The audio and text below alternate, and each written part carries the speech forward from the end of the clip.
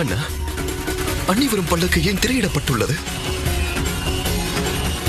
பண்புடையவர்கள் அறமுடையவர்கள் என்றெல்லாம் சொன்னார்களே, இன்று பல்லக்கில் முகத்தை மூடிக்கொண்டு செல்கிறார்கள். நம்முடைய வேந்தன் எப்படிப்பட்டவர் என்று நமக்கு தெரியாதா?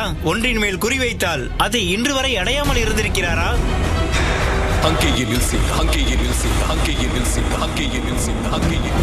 தங்கம் எவ்வளவு சுத்தமாக இருந்தாலும் சரி, இந்த சமூகம் அதை சோதிக்கத்தான் செய்கிறது. ஜனகனின் மகள், அயோத்தி ராமனின் துணைவியான சீதை, கற்புடையவள் என்பதை நிரூபிக்க அக்கினியில் இறங்கப் போகிறேன்.